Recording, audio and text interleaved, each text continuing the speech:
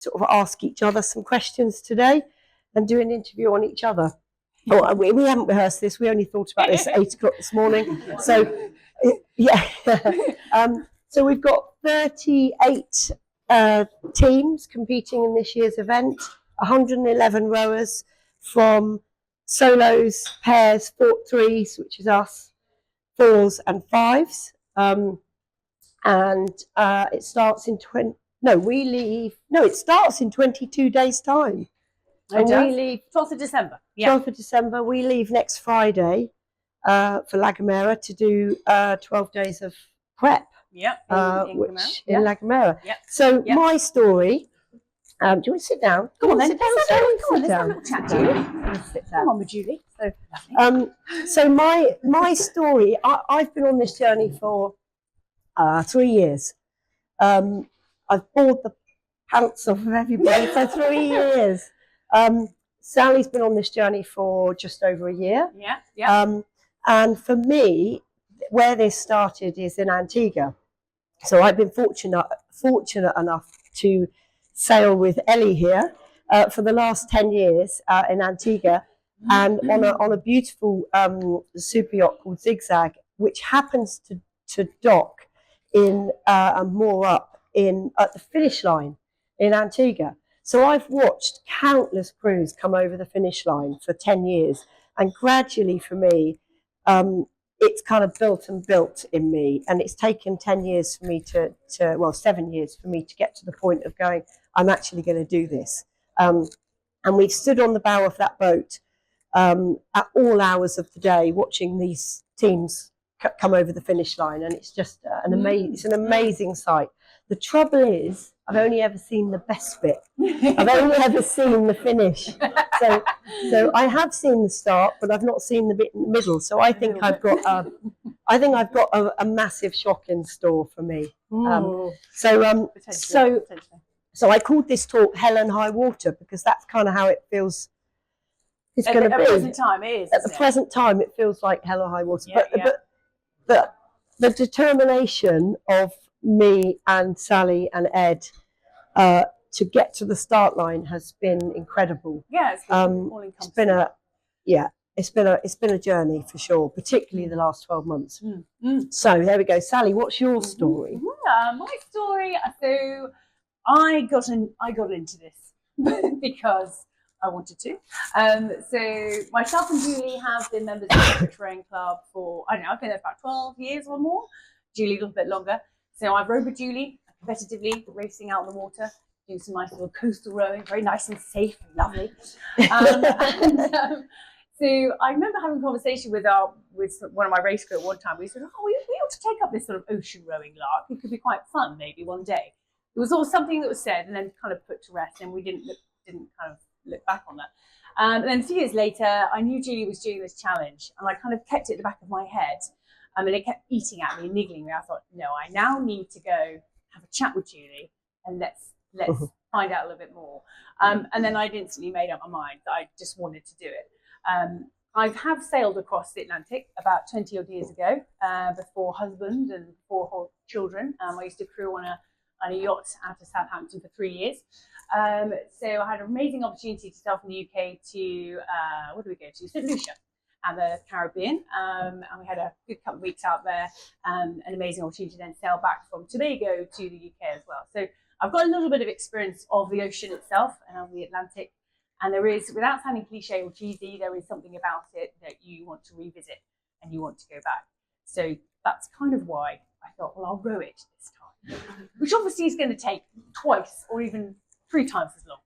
So and that doesn't matter, because it's about what you're going to experience, life-changing experience, that's for sure, and everything else that's going to take on board there. So that's me. That's why I said yes to me, Julie. And then we've got a third member who's Ed, who lives in London. He can't be here today. He's used up all his holidays. Got no more days left. He's got no more days left. Exactly. Extra events. So feel sorry for him. But we're not the youngest crew, so we're not gonna race as such. No. There's a lot more. Our competitors, which are our other trios, are fairly a lot younger, a lot bigger. Yeah, quite butch. and quite butch. Yeah. But it's all about butchness, is it? As we know. It's about technique. Technique and what's up here. So we're not racing this. We're doing it for the experience, which there may be a little air of competition with us. I think it's in us. So hopefully we'll be told about who's doing the progress of all the other teams, and then we might race a little bit if we can. So, definitely. Yes. Yes. How are you feeling about art? How are you? So we're 22 days to go. Yeah. It's a mixture of, I would say, excitement and sheer terror. Yeah. Right now. Nervous excitement, isn't it? Nervous excitement. I if I'm honest, I feel I'm in a little bit of denial about what's going on. I'd agree. I don't think you can help it. But do you know, I'm a great believer. You've just got to get out there and do these things, and I love the challenge. It's a social and physical experiment.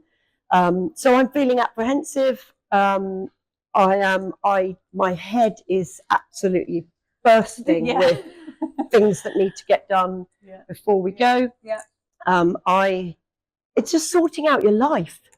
I'm going around the house thinking, what's going to break? I've had my gutters done this morning. I've had my boiler serviced. I've had all the things that could go wrong in the winter. That I'm sort of. It's the reverse of nesting. So I'm just. There was one thing you did do. There was you managed to squeeze in getting married as well. Oh, I did. Didn't you? Squeeze that in. Julie's got this amazing ability to expand time in her day and time off to pop off to Italy and have a wonderful time. Yes. You've got amazing ability to expand time. I did. So you're so I've squeezed in a wedding 2 weeks ago, and then Sally here is squeezing in a house move. Squeezing in a house move, that's the husband's project. Yeah, not just me. To a different house. Who knows? Yeah, exactly. Yeah, exactly. I know which one, but well, you hope so. Boxes. It's great. Yeah.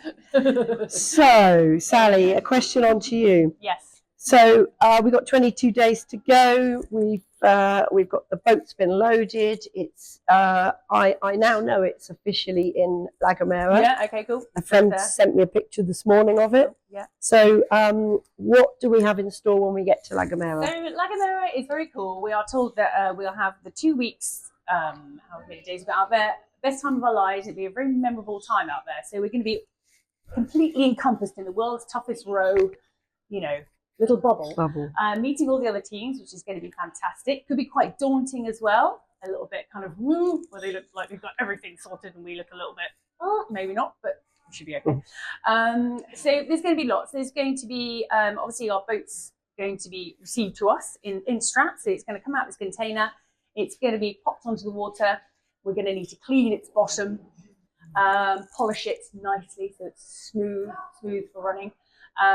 Tactical, that is. Not going to tell you what kind of polish we're using or how we're going to do it. So we'll be out at midnight just doing some little titivation there to its hull.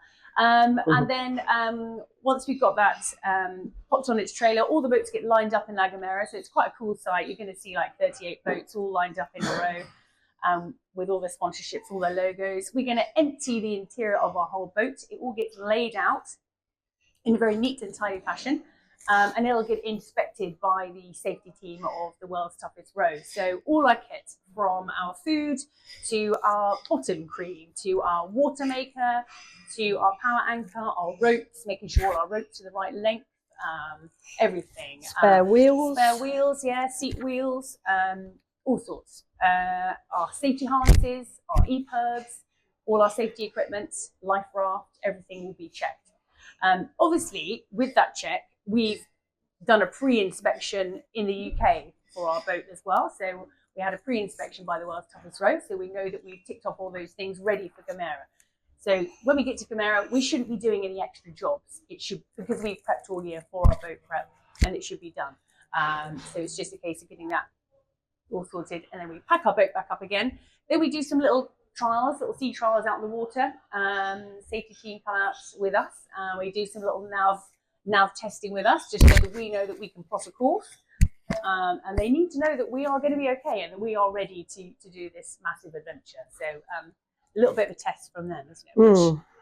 Yeah. I feel that we should be good. I feel we're in a good place on that one. Yeah. The risk to us is if when we get to La Gomera, somebody's raided our boat in the meantime. Yeah. Because with shipping, there's a big issue with people stealing equipment. So we've had to hide things like our EPIRBs, which are our life-saving beacons. They're expensive, so we've had to hide a few of those things. They're inside the cabin. The cabins are locked, so hopefully it hasn't been too They are bad, locked, yeah. Some things do happen, which is a bit of a worry. So hopefully everything's okay on that score. Yeah. So it's going to be. I think we're in good shape. Yeah, I think so. So throughout the year, we've done a lot of courses. We've done sort of nav courses. We've done weather routing, all sorts of courses. Survival at sea, first aid, navigation, VHF radio, all of those that you need to cross an ocean or that you need to do or for sailing as well. So we've all, the three of us, totted up with all those courses. So when we then have that little test on the water, we should know exactly what we're talking about, and they should feel happy that we can continue on and do this challenge. So that's kind of where we're at, isn't it? So you've very kindly answered my next question. I'm so that's sorry. Absolutely fine. So we've got to learn when we go out there, and thanks to Keith, who's done all our electronics. He's done all our electronics, our batteries, our solar panels. So the boat is driven by solar. So we've got like daily tasks on board the boat. So we're gonna be cleaning those solar panels with fresh water every single morning. We're going to be doing a deck wash because flying fish are going to come in. And then and then those solar panels, and we've got an emergency solar panel thanks to you, which plugs in with a 12-volt. They're going to be supplying the power for our water maker. So we've got to know how to work our water maker and service it. If it goes wrong, if it gets blocked, change the filters, things like that. We've got spares for our water maker. We've got spares for absolutely everything on the boat ×3, probably, which is why the boat weighs 1.4 tons. And then if the water maker packs up, because obviously we can't take any fresh water with us, so we're making water from the sea. We're not allowed to take the fresh water. If we crack into our fresh water, which we do have for emergencies, we get disqualified. So we have a handheld pump, and it takes 4 hours to produce the right amount of water for a day for 3 people. But and you sweat more than that teaspoon of water that you exactly. Yeah. So Ed, we're putting Ed on that. That's nice. Yeah, he sweats. He sweats mainly because he's not here. Does he know? No, he doesn't know. He'll be fine. He doesn't mind, does he? And then each day we're going to have daily tasks like obviously deck washing. We're going to have a daily deck debrief. What are we calling it? The good, the bad, and the ugly. Yeah, it's really important that you, as a crew, that you keep every day. You kind of reset yourself, or maybe you'll be okay. But just to make sure that there's no niggles going on between anyone, and just get it all out in the open and just say, oh, well, I think this wasn't so good, or this was really great. You know, the good, the bad, and the ugly. So making sure that we have those daily chats with each other. If we've got any concerns, or if we feel good, or if we feel bad, we just need to air it and just help each other and support each other throughout the whole row. Really. That's a really, really big thing, isn't it? Sally sucks her teeth after she eats. So,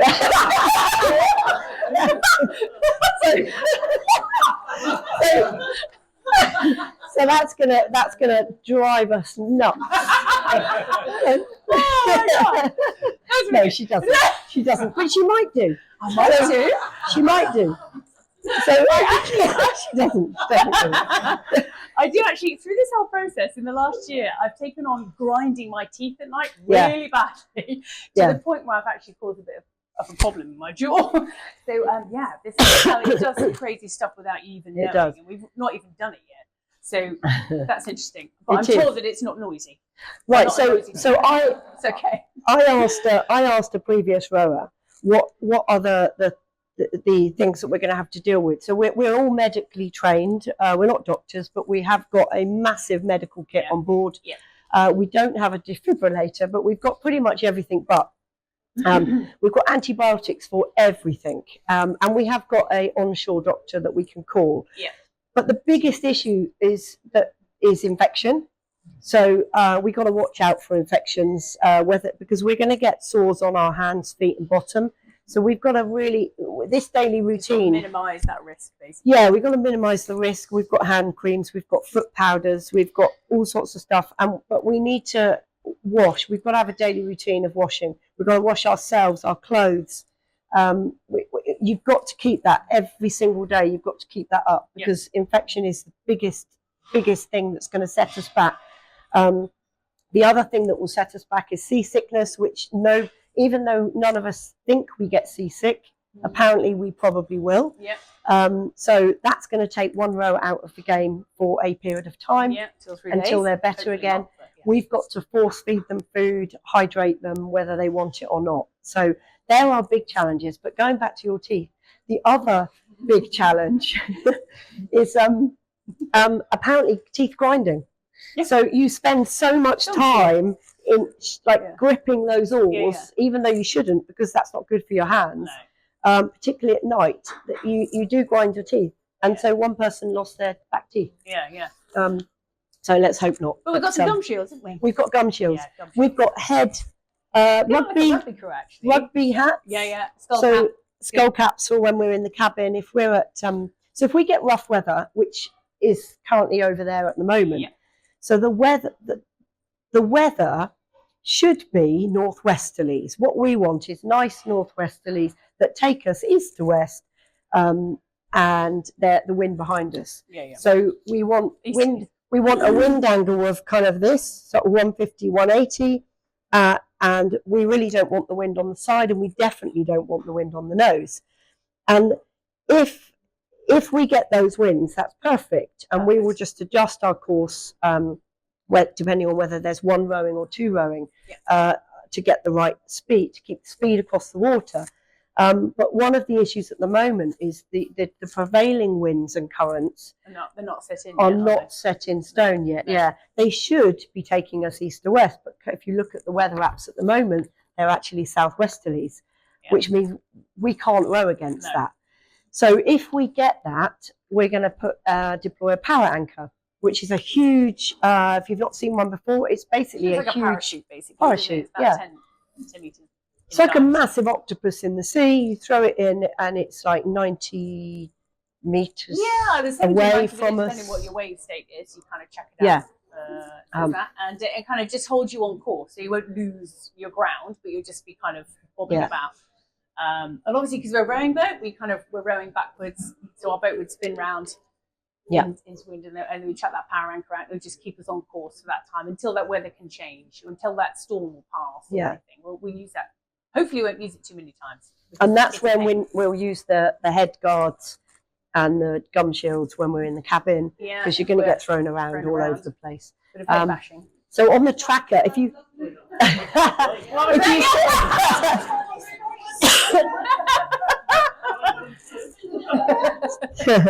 so if you see us facing the wrong way or just going around in circles on the YB Races tracker, which we'll put on social media, then you know that's what's happening.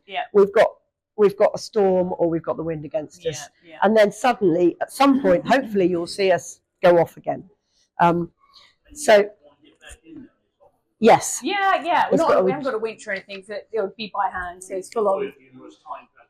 It's a pain to. It's easy to get it out, but to get it back in is a pain. It's heavy, So we've got a retrieval line. It's like a trip line that you start gradually pulling in, and you're effectively pulling the nose back round, like an octopus as it closes, and then you pull it in. And then we've also got the reverse of a power anchor. We've got drogues, and the drogues, we've got two, and you line them up behind you. So if you've got the weather which we want spicy weather. We don't want no wind, because that's like rowing through treacle. So if you've got the weather behind you, which is great, and it's a bit spicy, that's fantastic. But if it gets too spicy, we've got the drogues that we deploy that slow us down. Just to kind of take that potential roll or pitch pole or anything like that, just kind of keeps us. It just takes the edge off the speed. Just a little bit of a break, but you're still enough speed to use off the waves. But Yes. So so there's a lot of equipment on board. We're gonna. Yes, it can capsize. Yeah, Yeah, but they're designed to roll. Yeah. Well, That's the thing, everything. everything's got a lanyard on it. Everything's got a carabiner on it. You know, you shouldn't have loads of stuff lying out on the deck. We're attached to it as well. Yeah. So there is potential to do something, because that instant will happen quickly, and you can't predict it. It'll be instant. Yeah. So trainers, cut. Yeah. I'm going to predict now, if anyone's going to lose anything, it's going to be Ed. Oh, all right. So it's going to be Ed. There's a lot of risk to this, and it's it's not all doom and gloom. It's managed risk, and we've taken every precaution that Atlantic campaigns have obviously told us to do, but also our own precautions. And everything is tied on. We're tied on. Yeah. You know, and if it rolls, or if sometimes it goes halfway up and then comes back again. But you know what? If everything's tied down, there is no reason why you shouldn't lose anything. Exactly. Yeah. Cabin doors. Cabin doors are always shut at all times. And that's probably one of my only little fears. We're going to talk about fears of being shut in that cabin, because after a week and a half, it's going to get really hot, and our cabins are going to get really hot, and we're going to be shut in our cabins. When we're off watch, we might be eating, might be snoozing, and we'll just be in our cabins. They've got air vents in them, so there's circulation of air, but you can't see out either, because we've got like a UV covering on the window, so you can't also see out. So I'm quite a claustrophobic person, so that could be a slight concern for me, but we'll try our best. Yes. That's my biggest. Yeah. So what are your hopes for the row, Sally? Oh, my hopes for the row would be that we are all still friends at the end of it. Oh, that's nice. Yeah. That's nice, isn't it? Yeah. And that we compete in a reasonable time, not being competitive or anything, but at least have a 4 in front of it. If it had a 3, that would be like amazing. Oh, stop it. Oh, but wouldn't it be? Stop it. I'm actually hopeful. So yeah, just to be, and just to know that we've done something really good, because we're raising for charities as well. So we're not doing this for our own gain. We're doing it for charities. A little bit of our gain. A little bit, of course. But we've got 4 amazing charities that we're raising for. And we've got one here. We've got our lovely lady here, Ellen McArthur, that was one of my sort of chosen charities. Yay! So yes, we've got Ellen McArthur Cancer Trust. We've got Blesma, Limbless Veterans Charity, which is Ed's chosen charity. We've got Awesome Chance, in Portsmouth. And we've also got Teenage Cancer Trust as well. So and hoping that we can do something for them, raise some awareness for those charities as well throughout this whole campaign, which is amazing. A couple of months back, we had an amazing opportunity to go sailing with Ellen McArthur Trust. We had an amazing day, House of Cows. Not particularly much wind, but that doesn't matter. But we had a lovely opportunity to go out. I think it was 4 yachts, wasn't it, that day? With some lovely teenagers on board that have been through all sorts of different life-changing conditions for them through cancer, whether they've had leukemia or cancer or treatment, and they've had that treatment, they've come out the other side. And what I just love about this charity is that they give so much back, and they can give it back to themselves. So once they've been sailing, these children, school children ages or teenage, they then also can then become a volunteer for the trust as well. It's just such the best charity ever. It's brilliant. It's so special, so unique, and it's just wonderful. So it's brilliant to be a part of it. Yeah. We're a pretty small charity, and things Yeah. like this are life changing. That's a fantastic They day. really are. That's one of the highlights actually for us, is that day. It really is. That is definitely a highlight of the year. It's smashing. Just talking to these kids, and they just want to be kids or teenagers again, because they've lost that little part of their life. It's And not normal. It's like Yeah. they want to go back to normal, but normal doesn't exist anymore. Exactly. What is there? Yeah, exactly. Yeah. And it doesn't matter if they go out sailing for that day, or they can stay on the pontoon having a massive water fight. It's like the basics of having fun. Yeah, they are smashing. Yeah. Yeah. 2003. Yeah. 5 young people on boat this year. 671 young people. Yay! Wow. So good. So good. Yeah. It's good. Yeah, it was such love. We got absolutely pummeled, and all these. I've never seen water guns like this. It's just like wow, this is serious stuff. It's very serious. I mean, Yeah. attack It was so attacked. We had Pirates of the Caribbean blasting from our yacht, and we just kept tracking each other all the way along, just blasting across the Solent. It was so much fun. It was good. Absolutely amazing. So yeah, those are the good things. But yes. So mentally, we've been preparing for this physically. We've been going to the gym 3-4 times a week. We've been doing indoor rowing, weights, a bit of yoga, a bit of Pilates, all sorts of so that's our physical side of things, which has been a bit relentless. Our big brutal. But mentally, everybody's telling us how important it is to mentally prepare for this, and that's one of the tough things. Yes. So we've been doing some breathing work, some breath work with a lovely lady called Colette. Yep. We've had some mental coaching from Nick Fewings here. So we've had our all our characters analysed to work out what colour, the insights to work out what colours we are. How we should best work with each other in terms of our strengths and weaknesses. I'm actually yellow with some red, so yes. So I do have a high red content. So, but I am mainly yellow. So and Ed and Sally are mainly blue and green. With no, you've got yellow too and red. Remind us, Nick. Remind us, Nick. So remind us. Yes, you should. Yes. Julie leads with the yellow, supported by the red energy. So it's about motivation, inspiration, and determination. Yes. And Sally's got a lot of green energy. So it's about making sure everybody's on board, everybody's connected together in the team. So it's very much about people centric. And Ed's got a lot of green and blue, but Ed's blue shines through, where he likes to take a step back and analyse, think about things. So when we had you profiled and I looked at the team dynamics, it was absolutely superb because each one brings particular strength to the team. So thank you. Yeah, thank you, Nick, very much. It's really reassuring, just good to know that, isn't it? Because one of these things that the whole campaign, which is about a year and a half of us forming our team, some things have changed. So there has been some ups and downs. I've skipped. So it's fine. There's been some ups and downs through the year in that we did start as a 4. So that the hardest thing is forming a team, and Julie knows that because you formed another team. So my third attempt at a team. Yeah.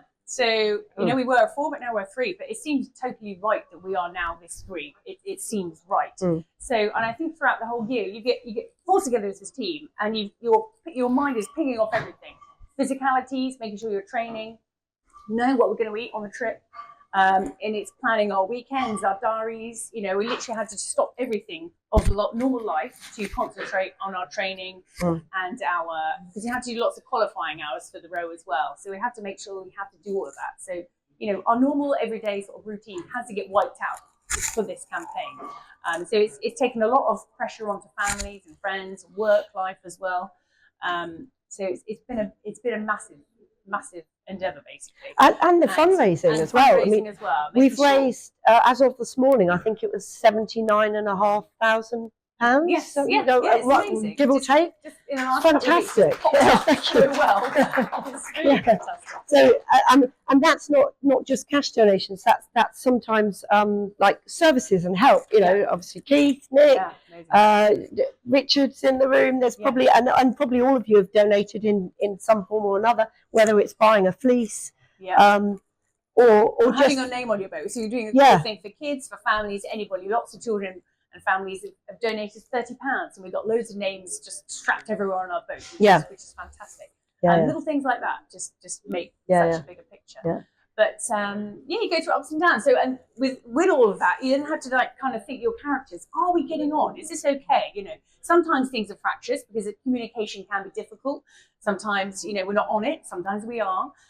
So it's making sure. So when we met Nick and he did our characteristics, I think I felt quite not relieved, but so happy that we are who we are, and our team dynamics are brilliant. So that's the dream team. Yeah. So But thank you, Paul. Thank you.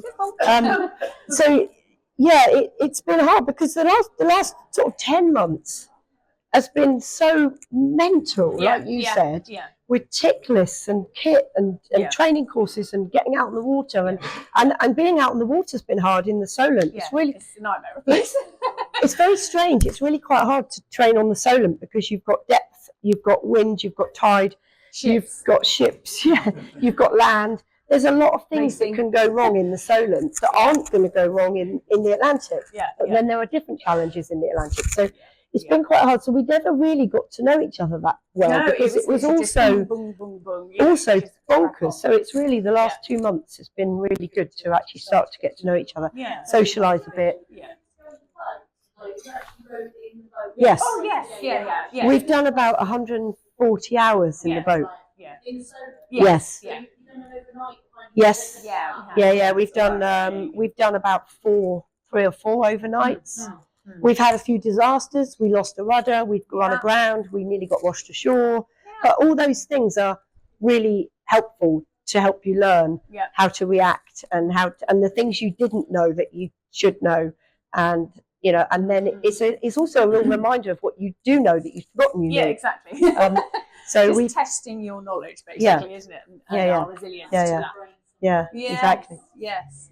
And then the one of the things to talk about is the fact that we've got it's an unassisted row, so we're not allowed to take anything from any boat or give anything to any boat. We're not allowed to take water. We're not allowed to take a banana. And we will see some boats along the way and some tankers, and we'll have a chat with them. On the radio, if we need help, it will probably be up to a week away. If we're lucky, it might be a few days away. But we've got a lot of support on land. We've got a doctor on land. We've got sat phones, communications, and we have daily comms every 2 or 3 days. We dial in. So every boat, every team will get a call from the safety team through VHF radio. And they kind of listen into the radio and make sure that they just want to check that you're okay. So they check your position, check you're all feeling healthy. If you've got any problems that you need to ask them, any equipment problems you need a bit of help with, then they are there on hand. And they are amazing at that, aren't they? They literally get you through all sorts of crazy stuff. One really cool story, but quite scary as well.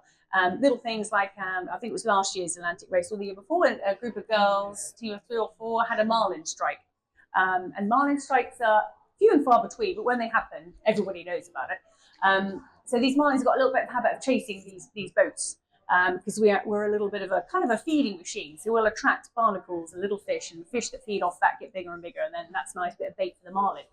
So these marlins come along, have a little play, and they're very quick to just go and pop a little hole in your boat.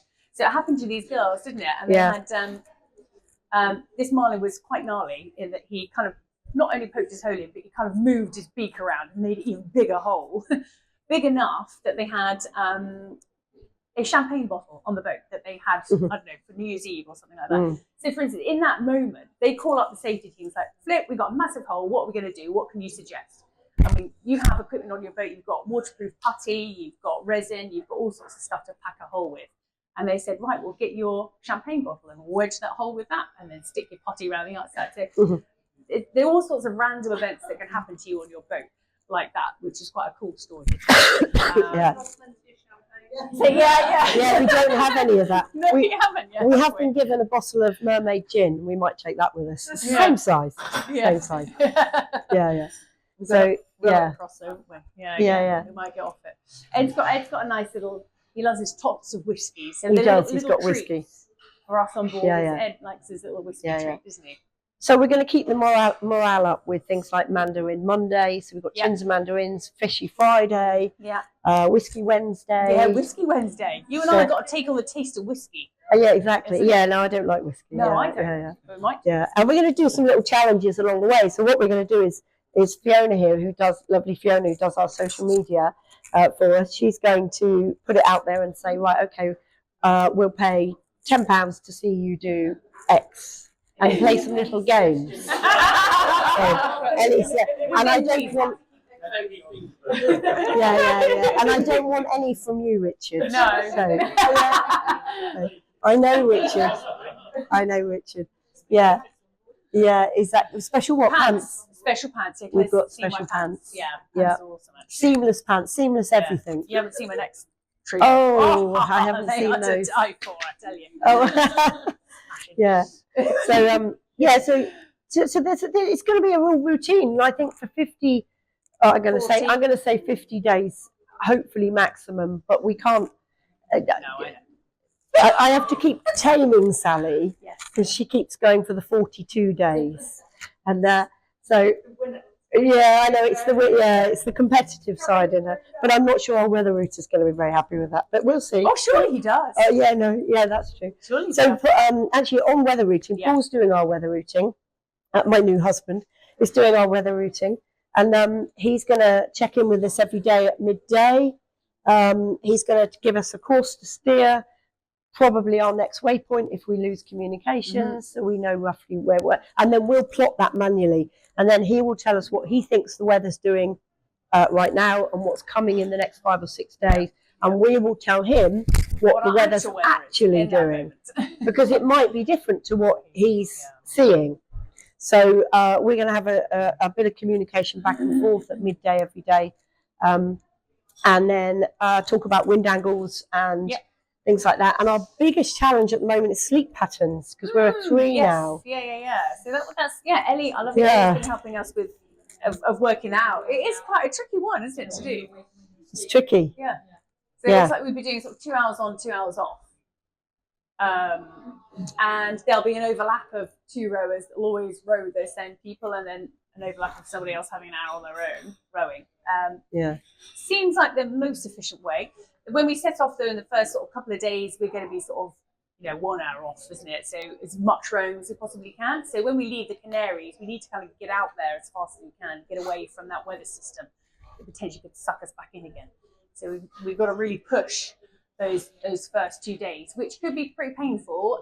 But also what we need to do is not actually break ourselves at that point, because that can give us injuries that are going to stay with us and that we'll have to deal with, and that could, kind of bring us down a little bit. So hands on the first couple of days, we've taken advice from well to row people in that we wear little bear claws on our hands, just so that because we'll have a habit of just like, we've got to push really hard, we're going to row really fast, let's go. And we can just easily just rip our hands in that first day, and then we're pretty much scuppered for the next week or so to get it off. No, not normally. It just creates even more chafe of another thing. So it's an infection risk. Yeah. So, but our hands should be, with our training and stuff, we've toughened them up as much as we possibly can. So we dip them in white spirit every day. Surgical spirit. Surgical spirit, not white spirit. Surgical spirit every day, so they're hardening up a bit.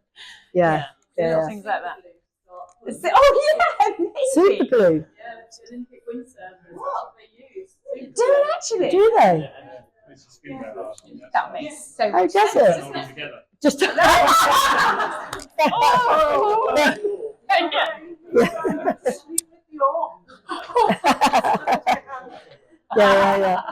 So on that note, we've got spare oars. It is a good idea. We've got spare oars. We've got 8. We've got 8 or 6. We've got 4 pairs of oars. 4, but 8 oars, because they can snap. So we've basically got double or triple of everything on board. Yeah. And then as we get closer to the end, when we know, we're fairly confident that the wind, we'll know like 5 days ahead on the weather. And as we get closer to the end and we know that the wind is going to be behind us and we're okay, we'll start throwing away our food to the fish. To make things a little bit lighter. To make it a bit lighter. Not the packets, not the packets. All the rubbish stays on board, but the food gets thrown out to try and get rid of some of that weight. Yeah, so absolutely. It's like 1.5 tons to row across. Oh, it's a small rhino, isn't it? Oh yeah. And then we have to keep the boat clean. So we're gonna have to get out of the boat to clean the boat, because we're only going at 2 knots, average 2 knots. It's walking pace. So we need to keep that boat clean, and get the barnacles off, scrub the bottom. But we'll be attached with a safety line, so we'll have 2 people on watch, wave watch and shark watch, and then 1 person cleaning it, get them out quickly. But you don't want to. That'll be it. Everything said. He's not here. It's got the first one. Yeah, he's not here. Exactly. Yeah. So, but it's all those little shortcuts, all those things. They slow you up hugely. You can lose a knot of speed Yeah. with a dirty bottom. Yeah, just So, that. Yeah, dirty. You don't want a dirty bottom. So, yeah. So it's all those little things, and our changeovers. We want our changeovers to be Short as possible. short as possible, maybe 3 minutes max. Getting out of the 2. cabin, changing over, getting back on the oars 2. 2. Because if you go from 3 minutes to 5 minutes, that's going to add a couple of days onto our row. Target. Yeah. And if you lose, I worked out last night, if you lose 0.1 knots a day, that's a whole day of rowing. So you've got to be on the speed. Yeah. Which is why when somebody is solo rowing and 2 are sleeping, we might need to change the angle of rowing to make it more downwind. Yeah. If you've got wind helmets, And also, it gets you home quicker. It does get us home quicker. It does. Into the 40 days that Sally's talking so about. So husbando of newness. Yes. That was really good. He's going to... I mean, you've got a big party to come back to, haven't you? Yes. So, yeah, we've got to, that 40 days. Yeah, we've got to get back. That's what we want. Yeah, exactly. Yeah. You've got to get back to that party. Yeah, so I can start life. Yeah. So everything's on hold. Life's on hold. It's been on hold for a long time now. Yeah. So, yeah. Any questions? Conscious of the time. So, And you need to eat what your is the cake time? as well. What is the time?